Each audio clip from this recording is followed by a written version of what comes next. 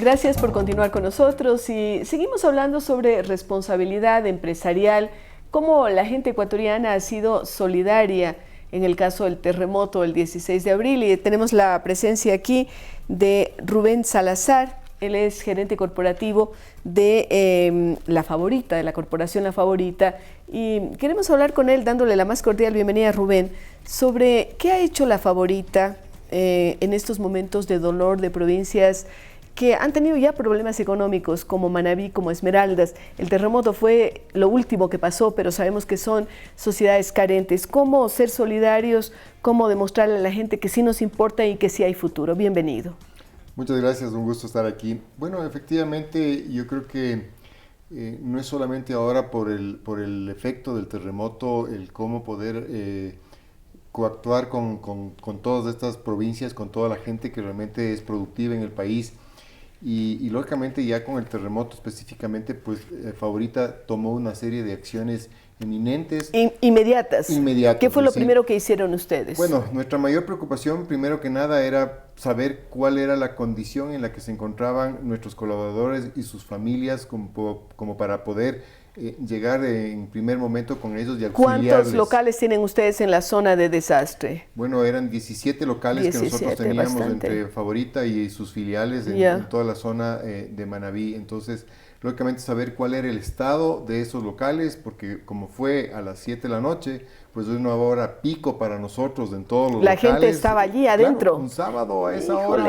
Claro. Nosotros calculamos que a nivel nacional debe haber existido por lo menos unas 40,000 personas dentro de los locales. Ninguno colapsó. En ninguno colapsó, por suerte, no tuvimos desgracias personales que lamentar. No hubo ni siquiera heridos graves. Pero sí se cayeron las cosas de los estantes, me imagino, ¿no? Sí, efectivamente. Rotura de frascos y cosas. Básicamente, lógicamente es mercadería que está en las estanterías y con el movimiento fuerte que hubo, pues es inevitable que eso suceda. En algunos casos, inclusive por la fuerza mismo del terremoto, pues hizo que algunas estructuras de percha se viren y colapsen totalmente. Pero por suerte, como digo, no había nadie en ese momento. Los clientes tomaron ya las acciones como para retirarse. Y otra cosa que nos ayudó, creo yo, muchísimo es que la gente nuestra, en esta preparación previa que nosotros siempre vamos realizando en nuestros locales con la finalidad de hacer simulacros, pues de alguna manera nos ayudó para que los chicos tomen la calma y puedan evacuar a la gente que se encontraba en el interior de los locales. O sea, que tuvieron una buena reacción positiva. Sí, eso es bueno a la hora de hacer un balance de personal, ¿no? Por supuesto, eso primero es un aprendizaje para todos de saber cómo debemos actuar. El mantener la calma yo creo que es fundamental en un tema, digamos, un imprevisto como esto, una que catástrofe, es un terremoto. Entonces, lógicamente se logró evacuar a la gente. El hecho de que también los generadores de emergencia a los 10-15 segundos se prendieron inmediatamente y se restableció la luz en los A lo mejor era locales. Uno de los pocos puntos iluminados en la zona de desastre. Eso dio tranquilidad a mucha gente para saber hacia dónde dirigirse, porque claro, uno, imagínense, dentro de un ambiente cerrado totalmente, que no es el de casa, todos los días, de que uno sabe dónde están las cosas, se va la luz. Y lógicamente digamos, con mucha gente ahí, no saber hacia dónde dirigirse, dónde están las salidas de emergencia. Entonces eso ayudó. Yo creo que ese fue el primer gran preocupación nuestra, de saber efectivamente cómo estaba la gente en nuestros locales. Cuando ya tuvimos los reportes, pues lógicamente inmediatamente a la hora y media nosotros ya activamos el comité de emergencia, que lo tenemos ya establecido. Y empezamos ya a tratar de definir cuáles eran los puntos claves que deberíamos actuar para esto. La mayor preocupación, lógicamente, era posterior a esto, sabiendo que ya se trataba de un terremoto. Y de la magnitud que fue, claro. Era cómo llegar a la ciudadanía con elementos de subsistencia básicos, es decir, agua y alimentación, que yo creo que el ser humano como tal, lo primero que busca es eso, es decir, refugio, ¿no? ¿Dónde estar? Y lógicamente alimentación y agua. Entonces, inmediatamente coordinamos para que ya vayan furgones cargados con agua y con alimentos para ser repartidos en las poblaciones. ¿Esto fue de inmediato? Eso coordinamos ya el domingo. El domingo se preparó la mercadería y el lunes a primera hora ya estuvieron llegando a las provincias tanto de Manabí como de Esmeraldas furgones con agua, que era la prioridad número 1. Se despacharon 15 furgones con agua que fueron repartidos a lo largo de la carretera por donde había cómo transitar y en las ciudades. Entonces hizo un recorrido por toda la costa, desde Manabí, digamos, desde Manta hacia Esmeraldas y asimismo desde Esmeraldas hacia Manta, en donde se cruzaron estos convoys con agua y con alimentos, repartiendo en todas aquellas ciudades donde veíamos que efectivamente hubo afectación por el terremoto.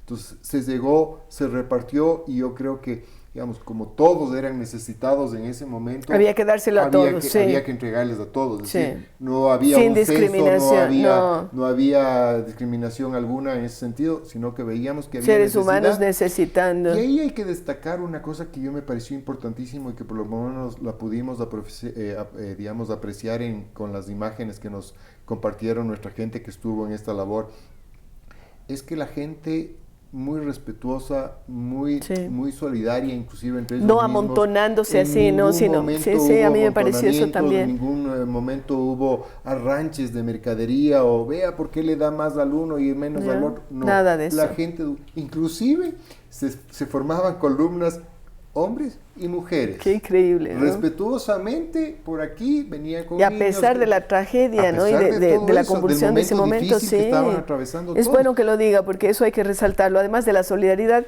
la gente ha sido respetuosa, ¿no? Inclusive me comentaban como anécdota que uno de los convoyes nuestros llegaron 2 furgones, uno con agua y otro con alimentos de la ciudad de Chamanga, 7, 8 de la noche, y empezaron a repartir los víveres y el agua. Y ese día fueron cuando ya estaban formadas las columnas inmensas de la gente para recibir lo que se les entregaba. Sí. Y hubo esas réplicas a eso de las 10 de la noche, que fueron 3, 4 réplicas seguidas. Y claro, la gente dice que pidieron calma, muchos de ellos se arrodillaron, empezaron a rezar, pasaron los temblores y siguieron la fila. Seguimos porque claro, la necesidad no ha desaparecido. Así claro. Es. Yo creo que por ahí ese fue el primer gran objetivo nuestro, el poder llegar con alimentos y con agua. Luego la gran preocupación también era cómo poder abastecer de alimentos y poderles dar ese servicio al resto de ciudades que necesitaban abastecerse y que de alguna manera puede ser que no hayan sido tan afectados, pero que igual necesitan seguir manteniéndose el consumo diario. Entonces buscamos la manera de cómo restablecer el servicio en muchos de los locales con la finalidad de entrar nuevamente en un proceso de vuelta a la normalidad, de normalidad, y sobre todo de que la gente se sienta tranquila de que puede llegar a un sitio a abastecerse con los alimentos de primera necesidad que requieren. Entonces poco a poco fuimos restableciendo los locales y prácticamente en menos de una semana pues ya estaban casi todos los locales restablecidos. Funcionando normalmente. Lo que también le da a la gente la idea de decir ya estamos regresando a lo que es nuestro, la normalidad. Y un poco ese es el aprendizaje y un poco lo que nos transmitieron de otros países, de otras ciudades que han sufrido también efectos devastadores como son los terremotos, porque dice, claro, cuando no tienen dónde abastecerse empiezan los saqueos, empiezan los robos, empieza esa incertidumbre de la gente. Entonces, mientras más rápido se pueda restablecer este tipo de servicios, la gente entra a tener un poco más tranquilidad. De calma, de tranquilidad, de saber que puede. Entonces, claro, nosotros restablecimos. Tuvimos el apoyo de las Fuerzas Armadas, de la policía, de los organismos del Estado un poco, porque también tenían esa preocupación. Ustedes no tuvieron que enfrentar saqueos. Para nada. Ahora, yo creo, Rubén, que también es importante resaltar que ustedes no se han quedado en eso, que el apoyo va a continuar. ¿Cómo se lo va a hacer? ¿Qué aportes están dando ustedes para la reconstrucción de estas provincias? Bueno, ha habido muchísimas maneras de apoyar. Otro apoyo que fue fundamental y yo creo que vale la pena mencionarlo es la colaboración de la ciudadanía. Es decir, nosotros inmediatamente, asimismo, desde el domingo activamos una red de apoyo en nuestros locales a nivel nacional. Es decir, tras las líneas de cajas se estableció un punto de recolección de alimentos y vituallas para todos los damnificados. y esos donativos fueron encaminados a través del Patronato San José en el municipio de Quito, en la ciudad de Quito, y a través del programa de las Naciones Unidas. Es decir, entregamos a ambos equitativamente estos donativos, pues ellos sabían asimismo cómo hacer llegar a los sitios más afectados y ya tenían un mapeo de alguna manera de cuáles eran los sectores más necesitados. Entonces, eso ayudó para que nosotros hagamos esa entrega directa y ellos puedan repartirlo ya en kits elaborados, donde venía un poco de todo, ¿no? O sea, porque claro, la gente nos entregaba grandes cantidades de agua o de vituallos, etcétera. Entonces lo que nosotros hacíamos es clasificar eso y armar cajitas en las cajas, digamos una caja de cartón relativamente grande, que cada kit contenía alrededor de entre 40 y 50 productos, bastante, más o menos, ¿no es cierto? Bien equilibrado, con la finalidad de que eso pueda llegar a una familia. Entonces se le entregaban esos kits y eso le servía para tener por lo menos alimentación de unos 8 a 10 días por familia, de 4 personas en promedio, que es lo que calculábamos. Entonces, estos kits ayudaron muchísimo y hasta la semana pasada todavía seguíamos recibiendo donativos de la comunidad que, como digo, fueron ahora ya entregados. Esta etapa pasó. Suspendimos eso porque efectivamente los donativos van disminuyendo y yo creo que ya no tenía sentido, pero ha habido mucha gente que de alguna manera también ha dicho, oiga, ¿cómo puedo hacer yo para seguir entregando? Quiero ayudar. Bueno, lo hemos encaminado y se les va diciendo exactamente cómo hacer. Ese fue otro de las grandes ayudas que nosotros hicimos. Luego han habido ayudas menores que nos han pedido, qué sé yo, algunos implementos para la construcción, para la reconstrucción en sí, y pues también los hemos encaminado inclusive a través de nuestras filiales, sobre todo Kiwi, por ejemplo, o Teventas, que nos pidieron carpas, que nos pidieron materiales, clavos, herramientas, etcétera, pues les hemos dado. Y luego de eso, pues hay que mencionar también, destinamos un fondo, creo que semilla importante, económico, con la finalidad de crear este fondo para la reconstrucción, que lo hemos denominado así.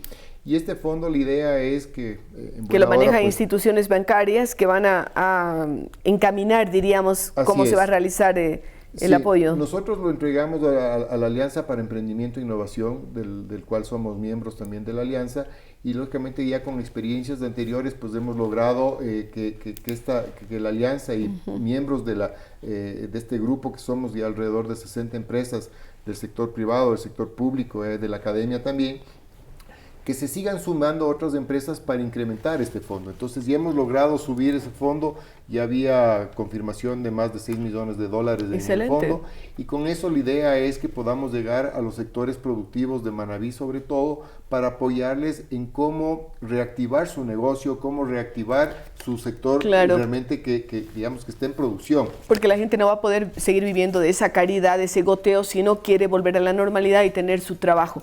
Queremos agradecerle muchísimo a Rubén Salazar, quien es gerente corporativo de la Corporación A Favorita, y quien nos ha hablado sobre algunas de las cosas que se han hecho desde esta empresa y cómo en general la empresa privada ecuatoriana ha resultado ser una de las líderes en lo que tiene que ver con el apoyo solidario a la gente que sufrió fundamentalmente en las provincias de Manabí y Esmeraldas por el evento sísmico que se produjo el día 16 de abril. Queremos agradecerle, Rubén, y con ustedes, amigos, continuamos luego de una pausa.